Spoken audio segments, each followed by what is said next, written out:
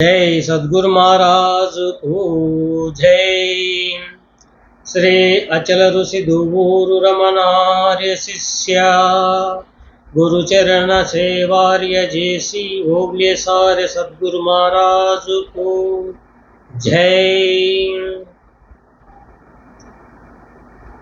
18వ అధ్యాయము సుజన లక్షణము. ఇవి వినుమని నన్ను సుజనులు చెవి మొగ్గెదా, రివియు సృష్టి చేసి కృతికి బల్ చెవి బుట్టింతురదెట్లన శివుడు కళానిధిని చెక్క చేసే నాలేదా, నీమది శంకా బాసే నాలేదా, అవనిలో శ్రీరాముడవగుని నహల్యనెవరేమి అనకుండా సవరించి సుగనిగా చేసే నాలేదా, నీమది శంకా బాసే నాలేదా. శిష్య,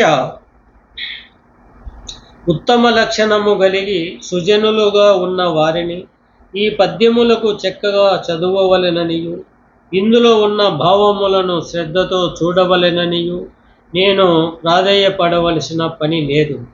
ఈ ప్రకృతి నిర్మాణము మిగుల భావార్థములు కలిగి రసవత్తముగా ఆనందముగా చెవులకు రుచి పుట్టించుచున్న ఎడల ఈ పద్యములను మీకు మీరే మనోహరముగా ఉన్నవని తలంచి ప్రీతితో చదవగలరు.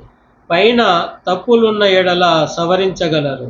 అది ఎట్లనినా బృహస్పతి వలన శాపగ్రస్తుడైన చంద్రుని పరమేశ్వరుడు దయదలచి గురువు భార్యను పొందిన దోషము రహితపరిచి తన శిరమున ధరించెను.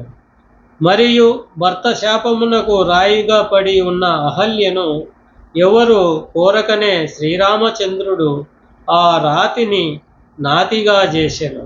అదే విధముగా సుగుణవంతులైన వారిని ఈ పద్యములను చక్కగా మాధుర్యవంతములైనవిగా చేయుమని నేను కోరవలసిన పని లేదు. ఈ పద్యములలో నిజముగా ఆ మాధుర్యమే అణిగి ఉండిన ఎడల మీరు ఆనందించుచుందురు, మరి ఒకరిని ఆనందింప చేయుచుందురని తలంచెదను. జై సద్గురు మహారాజుకు జై.